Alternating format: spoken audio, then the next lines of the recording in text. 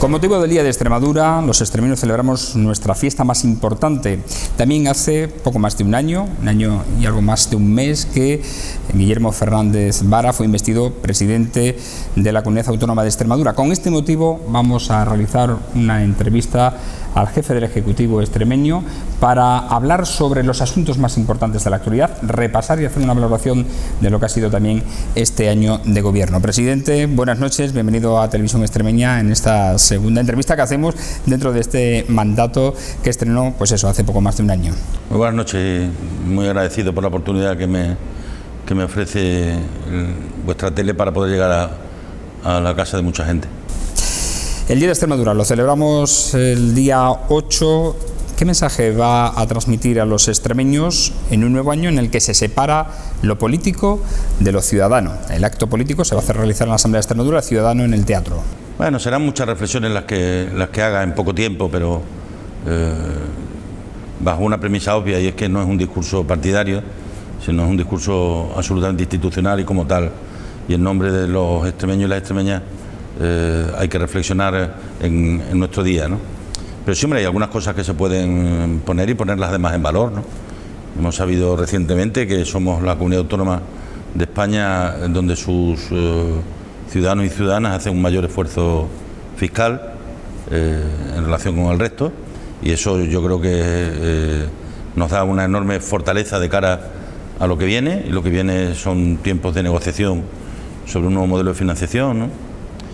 Creo que también tenemos que aprovechar ese día pues para ponernos por delante nuevos retos, de seguir avanzando, de seguir mejorando, de seguir intentando como pueblo, desde el reconocimiento de nuestra identidad, saber que participamos en un proyecto común que se llama Extremadura, que tiene que ser profundamente incluyente, que tiene que ser también generoso con todos los ciudadanos y profundamente solidario, ¿no? Que yo creo que es al final lo que permite que todo el mundo se pueda sentir parte de algo, ¿no? Y luego hay cuestiones que me preocupan mucho la curva que llevamos en relación con la demografía. España y Extremadura, estamos ya en una cifra en la que fallece más gente de la que nace, ¿no? Y eso no es un problema de hoy para mañana, pero es un problema hoy y mañana que tenemos que intentar resolver. Yo creo que si en España hace falta un gran pacto, un gran acuerdo sobre algo, yo creo que es sobre precisamente el equilibrio demográfico. Si no, ni el sistema de pensiones, ni el sistema sanitario, ni el sistema educativo van a ser sostenibles, ¿no? Yo creo que tenemos que ser conscientes del gran reto que representa el darle una vuelta a una realidad que tiene sus razones y tiene su porqué. Evidentemente hoy se tienen menos hijos porque la gente no tiene la posibilidad de tener un proyecto personal viable cuando tiene 25 años, ¿no? Entonces, claro, un chico o una chica jóvenes hoy que difícilmente sobreviven con un puesto de trabajo precario, difícilmente le vas a decir tú que tenga que encaramarse a la responsabilidad de formar una familia, ¿no? Resulta bastante complicado, ¿no? Yo creo que resolviendo parte de la situación económica estamos también resolviendo el problema demográfico, pero en cualquier caso son suma de dificultades o de problemas que me preocupan, y sin duda ninguna uno es luchar contra la exclusión social, que no haya nadie que por las dificultades que está atravesando pueda caer en una situación de exclusión social. Indudablemente Extremadura no se puede permitir el lujo de perder más población todavía. Empezamos un nuevo curso político, eso sería un poco el plan trazado a largo plazo. ¿Qué espera de este nuevo curso político de este año que viene? Mira, yo dije cuando se inició esta legislatura que el cambio que yo proponía para Extremadura consistía en algo muy sencillo, que era hacer que las cosas funcionen mejor, conseguir que las cosas funcionen mejor. ¿Qué me propongo para este curso que empieza ahora? Pues que las cosas funcionen mejor. Hemos logrado a lo largo de este año conquistas colectivas que no son en ningún caso imputables a la acción de quien gobierna solamente, sino del conjunto de la sociedad. Pues a la pregunta, ¿hay más o hay menos afiliados a la Seguridad Social? Hay más afiliados a la Seguridad Social, hay menos parados, hay más ocupados, es verdad que con una importante componente de precariedad. Hay 45.000 personas menos esperando a que le den una cita en el sistema extremeño de salud, en el servicio extremeño de salud. Hay menos abandono escolar en este curso académico que el anterior. hemos puesto al día la renta básica, cosa que era algo absolutamente exigible, porque se trata de poder dar respuesta a las satisfacciones primarias de la ciudadanía, con una ley de lucha contra la exclusión social. Hemos mejorado el sistema de aseguramiento agrario. Tuvimos un gravísimo problema en el mes de junio o julio con las tormentas, y en el mes de septiembre van a cobrar los agricultores el seguro, casi antes que la política agraria comunitaria, ¿no? El transporte escolar ha vuelto a tener garantizado para todos los niños y todas las niñas transporte en bachillerato y en formación profesional, cosa que antes no existía.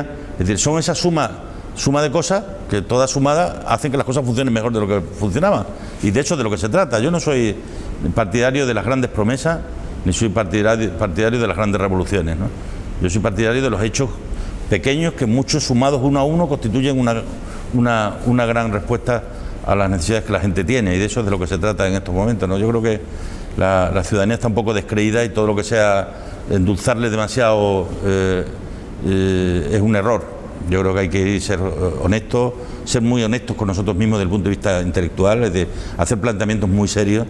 Vivimos momentos complicados, nos está costando muchísimo cuadrar las cuentas, nos está costando muchísimo conseguir que eliminemos el déficit de nuestros presupuestos, pero lo vamos a lograr y lo vamos a conseguir si somos capaces entre todos de ir haciendo cada uno bien lo que tiene que hacer, ¿no? Y desde luego, por mi parte, no cejaré en el empeño para poderlo lograr, ¿no? ¿Ha dicho algunas cuestiones? ¿Estamos los extremeños mejor en este verano que el verano pasado, el 2015? Hombre, este verano ha sido un verano muy duro en lo climatológico. Creo que esto además nos debería servir para entender parte de lo que yo vengo defendiendo como ese proyecto de Extremadura Verde. Es decir, el cambio climático es una realidad que está ahí y que lo vamos viendo. No se nota de la noche a la mañana, pero si tú compruebas, calor ha hecho toda la vida, pero tanto calor, tantos días seguidos, no. Y entonces, con cambios tan bruscos de temperatura del invierno al verano, tampoco, ¿no? Y esto yo creo que es lo que nos debería de hacer entender que todas las políticas públicas que vayan encaminadas a la llamada economía circular, a todo lo que tiene que ver con la lucha contra el cambio climático, todo lo que tiene que ver con nuestro ecosistema forestal y de la dehesa, son políticas acertadas que no podemos perder de vista, que tienen una enorme importancia, ¿no? Yo debo reconocer y confieso que en mi etapa anterior no tenía tan claro la necesidad de abordar desde lo público actuaciones que permitan corregir lo que es en este momento uno de los mayores problemas que tiene el mundo, que tiene España y que tiene Extremadura, y es un cambio climático que nos va a hacer acomodarnos o acomodar decisiones de futuro a esa realidad que queremos cambiar, ¿no? Esto tiene que ver con las energías renovables, y esto tiene que ver también con todo lo que significa la economía circular, es decir, el reciclaje como un elemento consustancial con nuestros propios comportamientos diarios, domésticos o profesionales, ¿no? Yo creo que eso es algo sobre lo que tenemos que reflexionar mucho, y hay gente haciendo muchas cosas interesantes en Extremadura que nosotros pretendemos ahora ahormarlas y darle un mayor impulso, ¿no? Y en lo político, el comportamiento, la estrategia que ha desarrollado Podemos Extremadura en este año, ¿ha variado su planteamiento para esta legislatura? Yo dije al inicio de la legislatura, y nadie me creyó, digo, del resto de grupos políticos, que yo no tenía un compromiso previo con nadie. Lo tengo con los ciudadanos, que me votaron a mí o que votaron al resto, pero que en definitiva participaron y quieren que resolvamos sus problemas, ¿no? Y como no tenía un compromiso previo con nadie, yo estoy abierto a hablar con todo el mundo. Y lo hice con los presupuestos, lo he hecho con las leyes, y se ha demostrado que no había ningún pacto cerrado con nadie, porque hemos podido sacar el presupuesto con la abstención del PP y hemos podido aprobar leyes como la ley contra la exclusión social con el voto de Podemos, ¿no? O sea, esto es lo que yo quiero que quede claro, que yo a priorísticamente no me sitúo contra nadie. Es decir, estos no son tiempos de estar contra, sino de estar a favor de los ciudadanos, ¿no? En ese estar a favor de los ciudadanos tú puedes coincidir unas veces con uno u otras veces con otro en aquellas cosas que tú entiendas que es necesario, ¿no? Y es lo que yo he hecho a lo largo de este año y lo que vamos a seguir haciendo a lo largo del año que empieza ahora el nuevo curso político. En lo político siempre hay pactos, hay guerras enfrentadas entre partidos. Lo que sí está claro es que la sociedad está enfrentada con la política, o al menos así también lo ha hecho ver en su blog, en su publicación del pasado día 25 de agosto, en el que hablaba sobre ese divorcio que existe entre las familias y los poderes políticos o la política en general, cuando las familias piensan en cómo afrontar el mes de septiembre, con la cuesta de septiembre, con la vuelta al cole, con todo lo que sucede, los políticos están debatiendo cómo sentarse en el Congreso. Así es, ¿no? ¿Qué ha ocurrido? ¿Qué ha pasado para que exista ese? Yo creo que hay un microcosmos dentro de la política, que además ha hecho alejarse mucho a la política y los políticos de la ciudadanía. Yo de lo que más satisfecho me encuentro en lo personal es de haber introducido en mi manera de relacionarme con los ciudadanos muchos cambios respecto a la etapa anterior, porque si no hay una realidad que te acabas alejando de ella, y en ese sentido yo me alegro mucho de tener tantos terminales con los que poder hablar todos los días. Cuando vengo desde la casa de la Junta al despacho, pues me cruzo con montones de gente que te cuentan la realidad que están viviendo todos los días. Eso yo creo que es fundamental, pero sí es cierto que ahora, en estos días en los que la familia extremeña se tiene que enfrentar con la compra de los libros, la compra de los uniformes en muchos casos, el gasto derivado de la residencia o del traslado de sus hijos a estudiar en la universidad fuera, todas estas cuestiones se chocan de bruces con la cruda realidad de una política que está discutiendo dónde se tienen que sentar los diputados en las Cortes, ¿no? Y eso, yo creo que esto, o nos damos cuenta de que eso abre un abismo, y el alejamiento de la ciudadanía de la política no es bueno para la política, pero desde luego para quien no es bueno es para la ciudadanía, sobre todo para aquella que más necesita de la política. El que se lo puede comprar todo no necesita de la política, o necesita menos. De la política necesitan las personas que necesitan buenos servicios públicos, buenos recursos públicos, buenas carreteras, buenos hospitales, buenos colegios, buenos institutos. Y entonces, cuando dicen, no, yo paso de la política es la vida. La política es nuestra vida, y la política y los presupuestos es la política hecho números, la vida de las personas trasladada a números, ¿no? Y de luego a mí me preocupa el distanciamiento, y yo por eso combato en estos días con la posibilidad de que pueda haber terceras elecciones en nuestro país, porque eso no sería solo un fracaso de la política, sería un golpe bajo que le estaríamos dando a muchos ciudadanos y ciudadanas a los que hemos hecho ir a votar ya en 2 ocasiones para que no valga absolutamente para nada, ¿no? Esto tiene que tener responsables, esto no es posible, es lo que yo he venido defendiendo desde el minuto 1, ¿no? Se pueden tener las ideas que cada uno tenga, pero cuando uno está representando a un país, tiene que poner el país por encima de todo lo demás, y esto es algo que yo creo que es necesario que se entienda desde las convicciones que cada uno tenga. Desde luego las que yo tengo están muy, muy claras, y desde luego lo que sí he dicho y he insistido mucho a lo largo de este tiempo, que es necesario que pensemos en grande antes que pensar en pequeño, porque yo creo que pensando en grande resolveremos mejor los problemas del país, ¿no? Y en esta circunstancia de bloqueo que existe en los partidos para el Gobierno nacional, ¿qué opina de la decisión que ha adoptado su propio partido en torno a la investidura de Rajoy? Mira, el PSOE fue el partido que en el mes de enero, después de las elecciones, que cambió la representación política en España, que se pasó de un bipartidismo a 4 partidos, todos ellos con posibilidad de una u otra manera de poder participar en determinados gobiernos. Fue el que se echó al ruedo y desbloqueó la situación en el mes de marzo, ¿no? Y muchos de los que ahora protestan, incluido el PP o incluido Podemos, bien podían haber propiciado en el mes de marzo que aquel acuerdo que hubo pudiera haberse transformado en un gobierno de cambio, ¿no? Pero en cualquier caso, ahora tenemos que ser conscientes de la realidad que tenemos. No va a salir la investidura, y como la investidura no va a salir, hay que buscar soluciones. Yo he planteado en mi rueda de prensa de estos días que pueda haber un comité federal en el que podamos hablar de cómo evitar que pueda haber terceras elecciones, ¿no? No como algunos dicen, no, si vas a apoyar o no se va a apoyar al PP. Nosotros no vamos a apoyar al PP en ningún caso. Otra cosa distinta es que se facilite el que en un momento dado pudiera haber un gobierno, si es que se estima que esa pudiera ser la decisión. Lo que no vale es decir una cosa y la contraria. Es decir, no podemos evitar que haya elecciones si alguien no mueve alguna ficha. Eso es necesario plantearlo en todos sus términos. Pero es que además, si esto hubiera ocurrido hace ya 2 meses, a fecha de hoy podía estar derogada la LOMCE, podía estar derogada la ley Mordaza, podía estar derogada la reforma laboral, porque gobierne quien gobierne, hay una mayoría en el Parlamento que en un momento dado puede derogar esas leyes, que pueden no ser mayorías para gobernar, pero pueden ser mayorías para cambiar y para legislar determinadas leyes, ¿no? Y eso yo creo que es lo que la oportunidad que se ha perdido también desde el punto de vista de las decisiones que había que haber tomado, ¿no? Y en el PSOE no hay una división ideológica, lo que hay una diferencia entre los que tenemos responsabilidad de gobierno y los que no la tienen. Evidentemente, si yo tengo que aprobar unos presupuestos para resolver problemas de los extremeños y no puedo aprobar esos presupuestos porque necesito que Madrid tenga presupuestos o como mínimo que me dé los datos de lo que me va a corresponder el año que viene por el modelo de financiación o por el techo de gastos o por la liquidación del año 2015, si eso no se produce, pues evidentemente empezamos a surtir elementos. Lo mejor que es decir que cada uno a lo suyo y que cada uno se apañe como pueda, ¿no? Hombre, yo creo que un país es una responsabilidad compartida y una cosa lo suficientemente seria como para que en un momento dado quede claro que yo en ningún caso voy a apoyar políticas contrarias a aquellas que pienso, y lo voy a defender en el Parlamento para evitar que eso ocurra, ¿no? Pero que hay que desbloquear la situación para que España tenga un gobierno. Yo lo he defendido desde el primer momento, ¿no? El Partido Popular de Extremadura le ha pedido que los diputados socialistas extremeños se abstengan, que comience por ahí a mover ficha. Eso es una butard.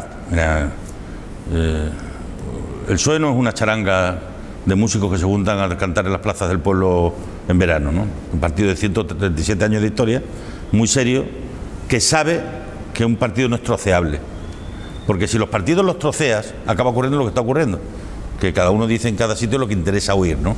El proyecto que tenemos para España y el proyecto que tenemos de igualdad para los españoles no admite el que cada uno vote en un sitio cosas distintas, porque eso no conduciría absolutamente a ninguna parte, y ellos saben que es una tontería lo que han dicho, lo dicen por meter un poquito el dedo en el ojo, que bien harían en, si tanta necesidad tienen de que los demás faciliten gobierno, en no estar metiendo el dedo en el ojo todos los días, habría que ser un poquito más prudentes, ¿no? A la vista también de los últimos resultados de las elecciones del mes de junio, opina que el PSOE debe, por tanto, dejar gobernar o facilitar al menos esa labor de gobierno y reconstruirse para poder volver a ser alternativa de gobierno. Yo creo que lo que los ciudadanos nos han dicho es que tenemos que irnos a la oposición.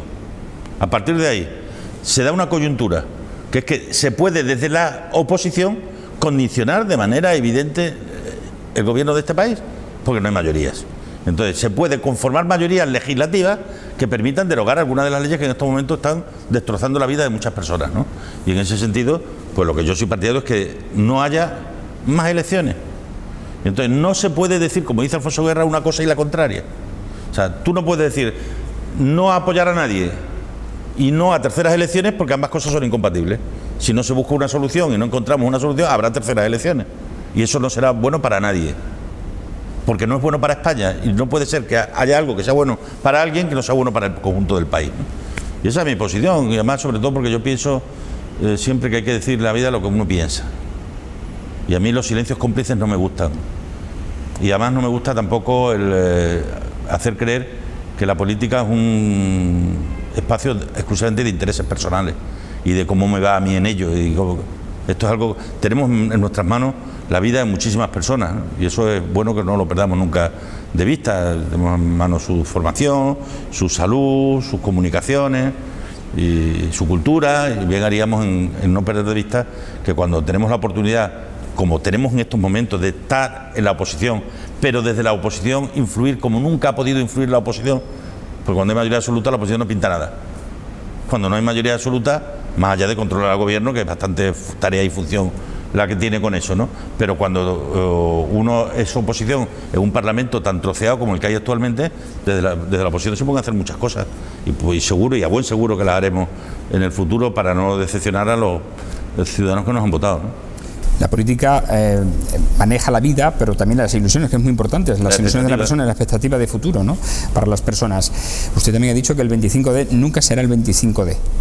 ¿Habrá acuerdo para que, en el caso de que haya unas terceras elecciones, los dos grandes partidos, bueno, no el 25 de diciembre no haya elecciones ese día? El 25D ya lo arreglarán, se llama exactamente el artículo que escribí en mi blog. No, yo creo que desde luego el 25 de diciembre no va a haber elecciones. Yo me he cruzado con alguna gente que nos ha dicho que si les obligamos a votar el 25 de diciembre, que vaya a votar a nuestra abuela, ¿no? O sea, yo creo un poquito de respeto por la ciudadanía, un poquito de respeto por la gente, y desde luego me ha parecido fatal que se utilice ese argumento como argumento de presión sobre el PSOE. Me parece absolutamente una estupidez, por no decir algo absolutamente absurdo, ¿no? Yo lo veo, igual soy yo el equivocado, pero yo lo veo esto mucho más fácil que todo eso. Es decir, hay que ver esto cómo se desbloquea. Y para eso hay que hablar, y para eso hay que ofrecer, para eso hay que pedir, para eso no hay que insultar, para eso no hay que denigrar, para eso no hay que faltar. Y yo creo que lo que he echado en falta en el PP en estas semanas y meses es que sea de verdad consciente que si quiere el apoyo de alguien no le puede estar metiendo el dedo en el ojo todo el día, así de claro. O sea, no puede estar poniendo en un brete o descalificando permanentemente al secretario general del PSOE, si luego te vas a tener que reunir con él para pedirle que eche una mano en todo esto, ¿no? Entonces yo creo que bien haríamos en que se le exigiera a cada uno su alícuota parte de responsabilidad en función con el papel que desempeñan. Pero un país que lleva 9 meses sin poder aprobar un decreto y un año sin poder aprobar una ley, es un país que desde fuera se nos ve en estos momentos con mucha sorpresa negativa, ¿eh? Si lo que está ocurriendo en España, desde luego no es bueno para la imagen que España tiene o que de España tiene desde fuera. España es un país que cae muy simpático fuera de aquí, tradicionalmente, ¿no? Por eso a tanta gente le apetece venir a España, ¿no?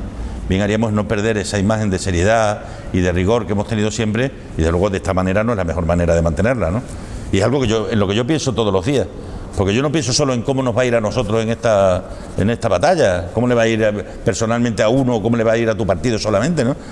Alguien tendría que estar pensando en lo común, ¿no? En lo compartido que es el país, ¿no? Eso parece como que no importara demasiado. Regresamos ahora al escenario autonómico, el escenario regional. ¿Qué queda de su agenda del cambio por hacer? Quedan algunas cosas, algunas para mí de un altísimo valor, como es por ejemplo todo lo que tiene que ver con la simplificación administrativa, con el silencio positivo, que ya lo hemos introducido en algunos ámbitos, pero queda con carácter general. Probablemente esa sea lo nuclear más importante para producir un cambio real en ese espacio público compartido del que yo tanto hablo, que al final es la política y es la administración pública, ¿no? Eso es un elemento clave, ¿no?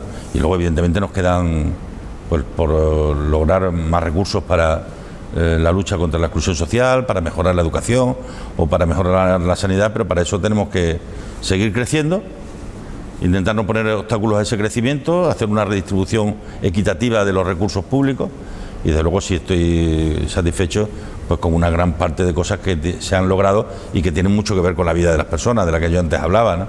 Con la renta básica, con el arreglo de todo lo que tenía que ver con el transporte escolar y los libros en los colegios, la mejora obvia de la sanidad, el pago a proveedores. Es decir, que nosotros llegamos, había hace un año 125, 130 días de pago medio a proveedores. Ahora mismo estamos a 17 días. Hemos logrado por primera vez el objetivo desde hace muchísimos años de pagar a la gente a tiempo, ¿no? Eso es manifestación de una administración seria y que piensa también en esos autónomos, en esas empresas que en cobrar tantísimo tiempo, ¿no? Yo creo que eso es también una buena solución para la política. De hecho, de lo que se trata. La agenda del cambio no era más que enfocar los problemas que la gente tenía o ver las medidas que yo creía que eran necesarias de regeneración y llevarlas a la práctica. La directora de la televisión pues se ha elegido ya por un concurso público y no a dedo. Los altos cargos tienen que comparecer en el Parlamento cuando son nombrados a contar su vida, es decir, a contar sus bienes, a contar sus méritos, a contar sus propiedades, a contar su formación, es decir, todo eso que tiene que ver la transparencia de todos los contratos. O sea, lo importante que es que todos la paridad, ¿no? También la paridad, la igualdad de género en todos los ámbitos. Es decir, el haber conseguido que Extremadura sea la primera comunidad en España que en todos sus organismos públicos dependientes de la Junta son paritarios entre mujeres y hombres, eso es una gran conquista social, porque fácil no es, y puedo asegurar que fácil no ha sido, ¿eh? Me he encontrado en algunos casos resistencias numantinas para que estas cosas ocurran, pero cuando te propones lo logras, y ese tipo de cosas son las que yo creo que han permitido el que podamos decir, oye, después de un año, pues probablemente a mí me hubiera gustado que las cosas hubieran ido todavía mejor, pero han mejorado algunas, ¿no? Y es verdad que todavía tenemos esa lacra. Yo cómo me voy a cantar victoria porque hayamos bajado en lo que va de año 13 o 14 o 15.000 parados, 615.000. Yo me voy a alegrar, para nada, ¿eh? Voy a vender humo, para nada. Lo que tengo que intentar conseguir es intentar lograr que esas cifras sigan bajando y no apuntarte el mérito. Los empleos turnos no los generas tú, los generan las empresas, los generan los autónomos, los genera la ciudadanía, los genera el tejido social, que son los que finalmente son los que tienen el mérito, ¿no? Un año llevamos de gobierno, un año podemos decir de rodaje. En el pasado debate sobre el estado de la región, un grupo de la oposición, concretamente Ciudadanos, le invitó a hacer una reestructuración de gobierno, a meter más consejeros. Sí, para mí eso es algo absolutamente instrumental. Es decir, si un gobierno tiene que tener, como hay ahora, 5 consejerías o 13, como había hace 10 años, eso es instrumental. Es una decisión que uno toma. Yo la he tomado consciente de la que estaba tomando. Yo sé que no es fácil. entre otras cosas porque Extremadura es muy grande, porque son 42.000 kilómetros cuadrados y porque si quieres estar en todas partes te tienes que multiplicar. Pero yo creí que era necesario en un escenario de ajuste del gasto superfluo, de intentar tener una administración que sea sostenible. Yo pensaba y creía que con 5 consejerías se podía hacer, y lo sigo pensando. Esto quiere decir que en un momento dado descarte, yo no descarto nada si veo que sirva para instrumentalmente mejorar las cosas, y a lo largo de los próximos meses o años, si se ve que es necesario cambiar, pues yo no soy de los que yo no soy nada dogmático, y por tanto me adapto, yo creo, a las necesidades de cada momento.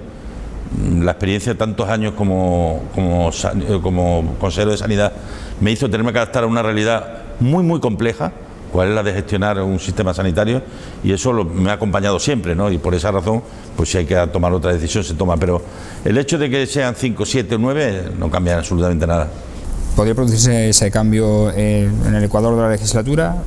Lo valoraremos. Yo he abierto un proceso de hablar entre otras cosas estoy hablando con los propios consejeros, con los directores generales, para saber, más allá del trabajo del día a día, pues cómo lo ven ellos, si ven que podemos mejorar las cosas. Yo ni soy de los que porque me lo han pedido digo que no lo voy a hacer, ¿no? Si es necesario hacerlo, lo haré. Hoy por hoy no lo estimo todavía o necesario u oportuno, y si algún día lo estimara, pues no tener ningún problema a la hora de tomar una decisión. Lo he dicho anteriormente, vamos a hablar de empleo, es el principal problema evidentemente de la comunidad y del país. Y en el debate apuntó sobre ese proyecto de economía verde al que he hecho también referencia. ¿Es este el gran yacimiento? Este es uno de los elementos dentro de nuestra estrategia de industrialización y de nuestra estrategia productiva. La parte que tiene que ver con esta economía circular, de lucha contra el cambio climático y de reconocimiento de un ecosistema forestal y de la dehesa como el que tenemos, es una parte. Evidentemente no es la purga de Benito que vaya a resolver todos los problemas. Ahora, es un nicho nuevo, eso es indiscutible. Yo lo he puesto como ejemplo y lo digo, la mayor inversión que va a hacer la Junta de Extremadura en esta legislatura, la mayor inversión, el mayor contrato que va a sacar a licitación tiene que ver con la economía verde, que son los ecoparques, que tienen que ver con el reciclaje. Bueno, pues eso que hace 20 años no existía es hoy una de las principales inversiones que la Junta tiene, ¿no? Todo lo que tiene que ver con las energías limpias, con todo lo que tiene que ver con el tratamiento de la biomasa. Yo creo que se abre ahí una enorme oportunidad de futuro, un territorio en el que por primera vez todo lo que hemos conservado durante tanto tiempo tenemos la oportunidad de ponerlo en valor.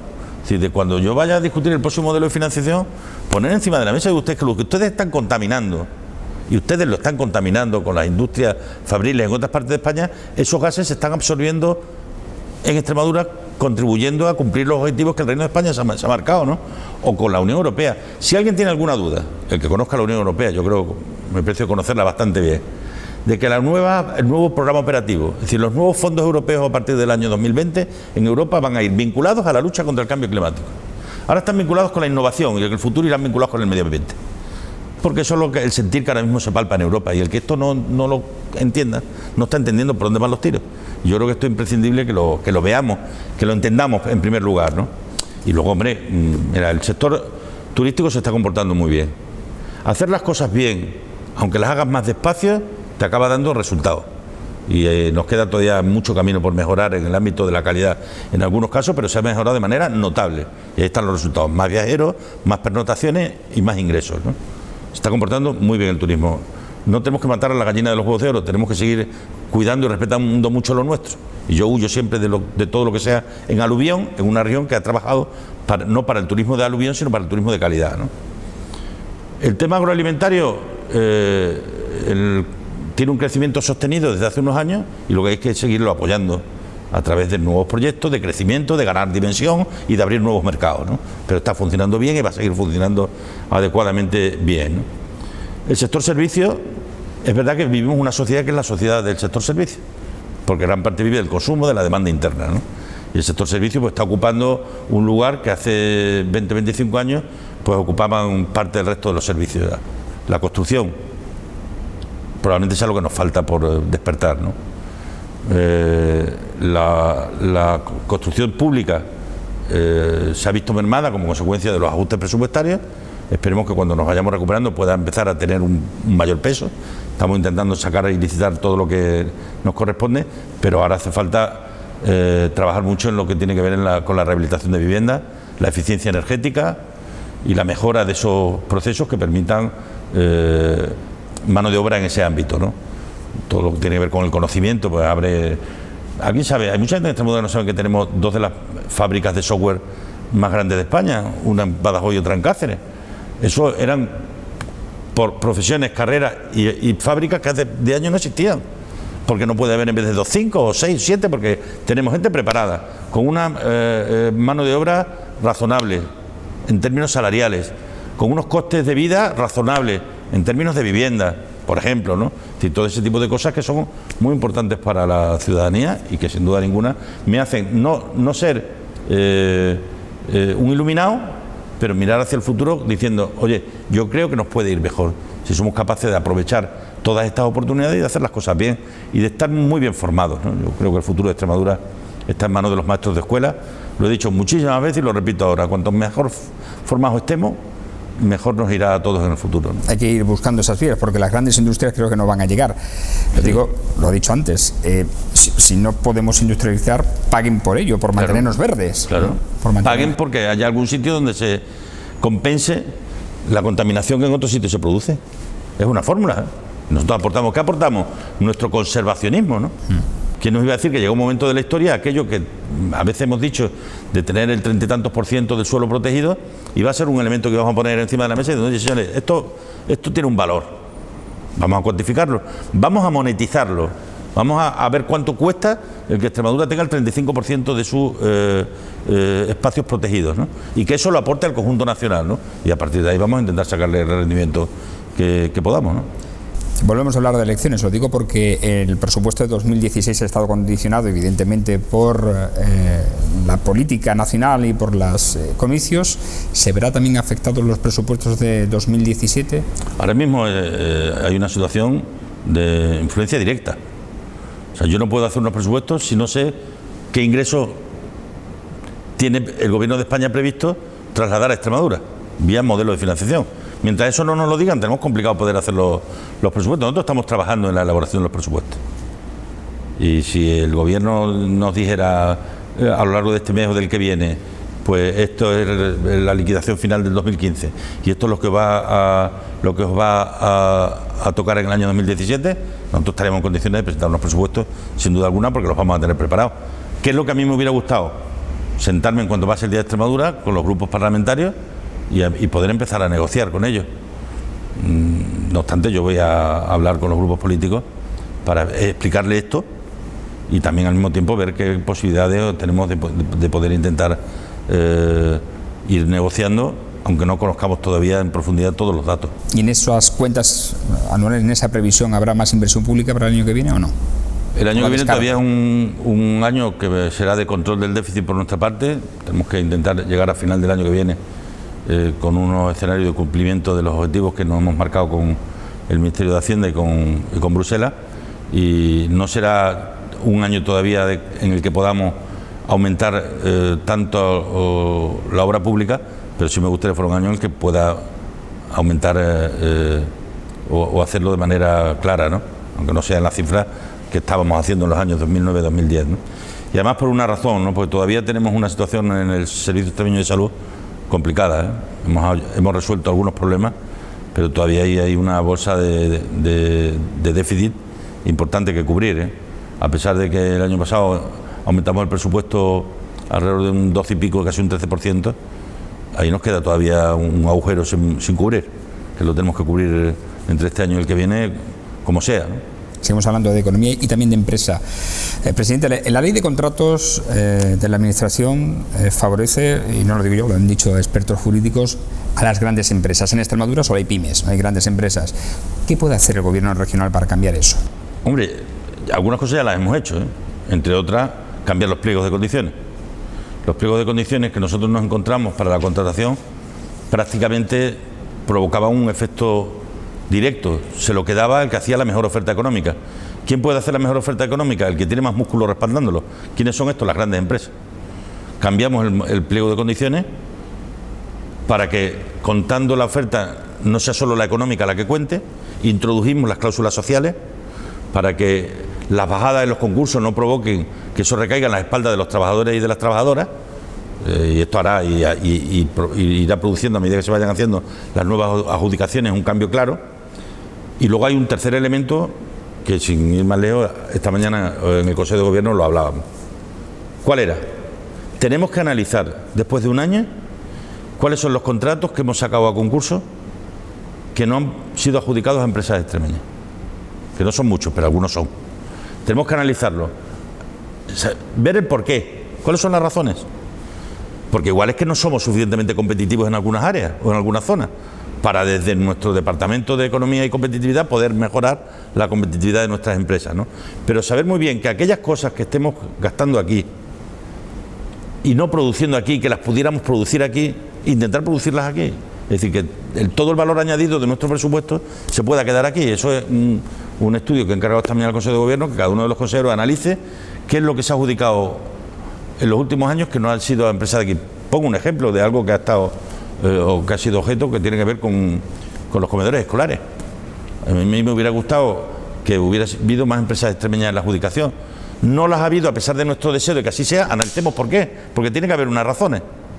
O han fallado al presentarse, o hemos fallado los pliegos, o realmente algo ha fallado, ¿no? Analicémoslo, busquemos o intentemos buscar una solución para, dentro de la legalidad, evidentemente dentro de la legalidad, intentar que cuantas más empresas extremeñas puedan tener las adjudicaciones, mejor. No obstante, ha habido un cambio brutal. Puedo decir que la mayor parte de los contratos que se han hecho en este año han sido adjudicados a empresas extremeñas fundamentalmente, ¿no?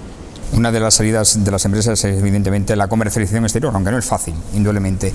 Y ahí está Portugal. Por cierto, que en el Día de Extremadura se le hace un guiño con ese cartel del embarcadero de Alqueva, en el que sale tierra portuguesa, ¿no? Las dos fronteras de Alqueva. Las dos fronteras, efectivamente. El Plan Portugal, ¿lo ha recuperado? ¿Será algún día nuestro mayor, o seremos, mejor dicho, la puerta de entrada en Portugal, ya está España, viendo, y viceversa? ¿Portugal se fijará en Extremadura como puerta de entrada en España? Las relaciones han cambiado de manera brusca, ¿eh? De tal suerte que no hay acto que se haga en Extremadura que no vea gente de Portugal, ni hay nada que se haga del otro lado de la raya que no nos inviten para estar presentes. Y aquí, como ocurre siempre, el roce hace todo lo demás, el estar trabajando conjuntamente, ¿no? Pero yo me voy a ver pronto con algunos alcaldes y diputados de la zona de Alentejo. Vamos a hablar de sanidad, de cómo podemos colaborar en el futuro. Vamos a hablar, y estamos en conversaciones con algunas universidades portuguesas para poder hacer cosas en común. El sector empresarial hoy día es mucho más poroso, hay mucho más porosidad a uno y otro lado de la raya del que había antes, y hay gente de aquí haciendo cosas en Portugal, hay gente de Portugal haciendo cosas aquí. Eso no es labor de un día, es labor de muchos días, pero teniendo claro el referente, y para nosotros evidentemente Portugal es uno de nuestros grandes referentes, pues podremos lograr los objetivos que nos hemos marcado de intentar cambiar y ver a Portugal como una gran oportunidad, y que ellos nos vean a nosotros también como una oportunidad para su desarrollo, ¿no? En educación se ha cambiado el currículo de la ESO y precisamente en el debate del debate sobre el estado de la región, usted dijo que más filosofía y menos religión. Bueno, las cosas...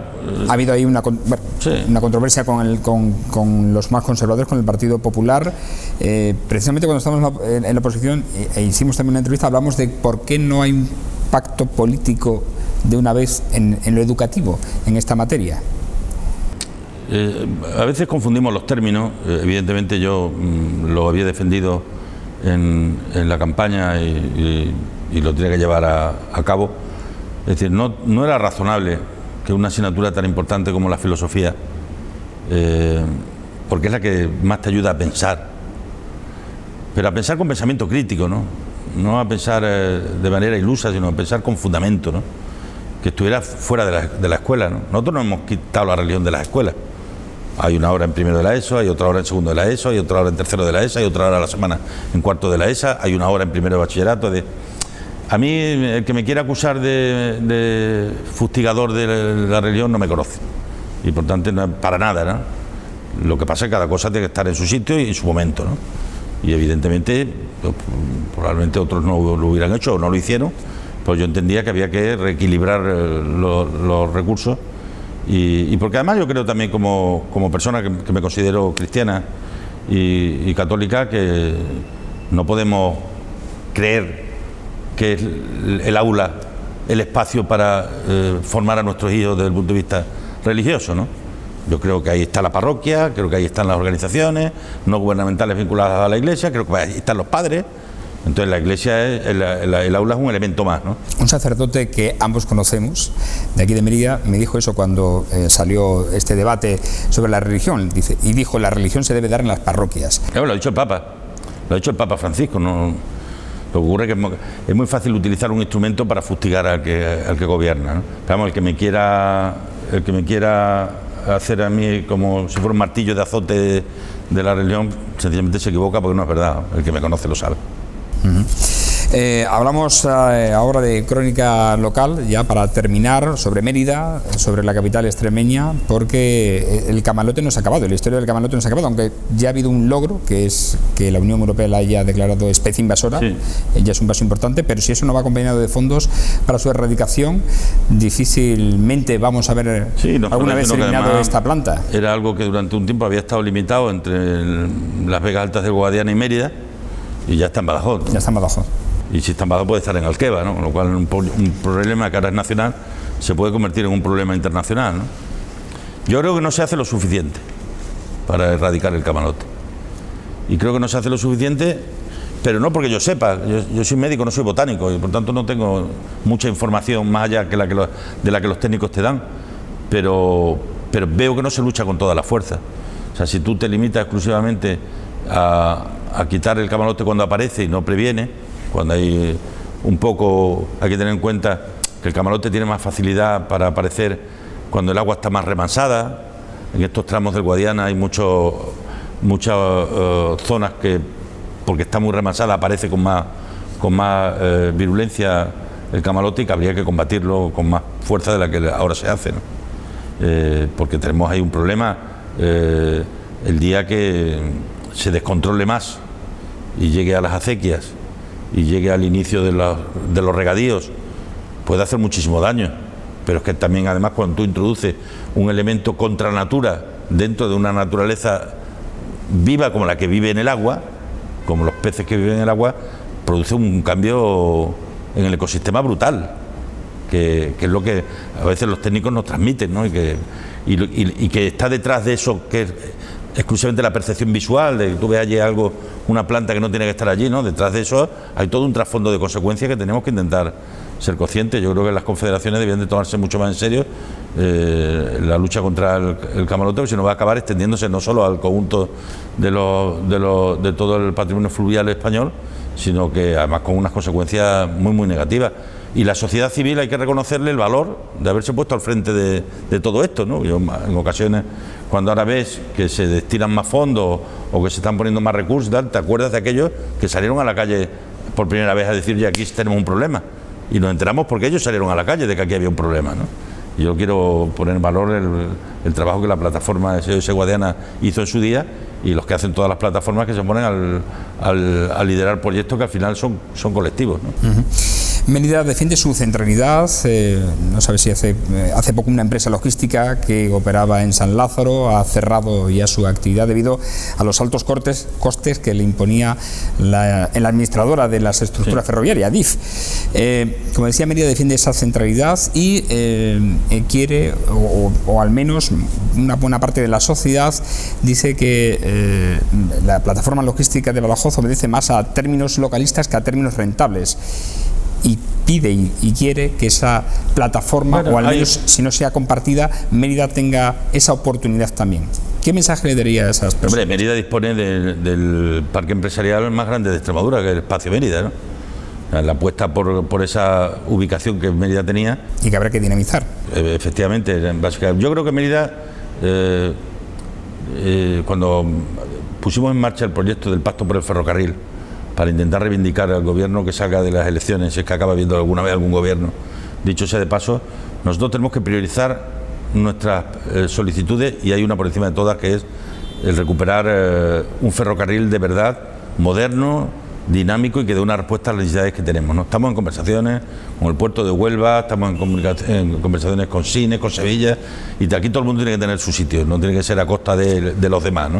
Yo creo que son compatibles las realidades de lo que se plantea en la plataforma logística con el papel que a Mérida le otorga como vertebrador norte-sur, este y oeste de la región y del suroeste español, ¿no? Pero es verdad que tenemos un hándicap en paralelo a lo que está tardando el proyecto ferroviario. Para mí es básico, te digo, es una absoluta prioridad. Al próximo presidente del gobierno hay que ir a verlo, además lo tenemos que ir a ver los 4 grupos políticos juntos, conmigo a la cabeza o a la cola, pero juntos, a decirle: Extremadura tiene una prioridad, y mientras no tengamos un tren de mercancías y de pasajeros decente, que nadie aparezca por allí. Vayan ustedes alguna vez a Extremadura el día que vayan a inaugurar las líneas férreas, ¿no? Y allí esperamos vernos, porque creo que eso es absolutamente necesario e imprescindible para el futuro de Extremadura. ¿Y el AVE? ¿Lo tendremos algún día o no, presidente? Pues vamos a forzar todo lo que esté en nuestras manos. Yo, desde luego, lo voy a hacer como mi prioridad en esta legislatura va a ser el dotar a Extremadura, en el ámbito de infraestructura, dotar a Extremadura de un tren rápido que permita colocar a Extremadura en el mapa ferroviario y a Badajoz, a Mérida, a Cáceres y a Plasencia a 2 y media y 2 horas de Madrid, que yo creo que es lo que es, de manera razonable, creo que podemos tener, a poco que se quiera hacer un esfuerzo, que ya el gran esfuerzo está hecho, que la plataforma del AVE a su paso por Extremadura está. Faltan 3 tramos para hacer. Lo más caro, lo más costoso está. Ahora lo que hace falta es poner en las vías, que ya están compradas, poner los vagones encima de las vías y que empiecen a funcionar, ¿no? Y desde luego con un calendario de electrificación al que nosotros no vamos a renunciar. Es decir, el que en un momento dado aceptáramos o se aceptara que en vez de AVE sea un tren rápido de los que te colocan unos tiempos razonables, no quiere decir que nosotros vayamos a renunciar a la electrificación, que en ningún caso vamos a renunciar a ella. Presidente, le agradecemos que haya estado en Televisión Extremeña, que nos haya contado lo que ha pasado y lo que va a pasar dentro de ese proyecto que tiene para Extremadura. Gracias por estar. Muy bien, y que esto para los ciudadanos de Mérida, que tengan una buena feria, y para todos los extremeños y todas las extremeñas, que celebremos el Día de Extremadura juntos y en paz, que yo creo que es lo que podemos aspirar en estos momentos. Y que no nos quiten la ilusión del que nadie futuro. nos quite nunca la ilusión. Exacto. Y que nadie nos robe nunca lo más bonito que tenemos, que es nuestro presente y nuestro futuro. Gracias, presidente. Y agradecerles, como siempre, a ustedes su atención. Buenas noches.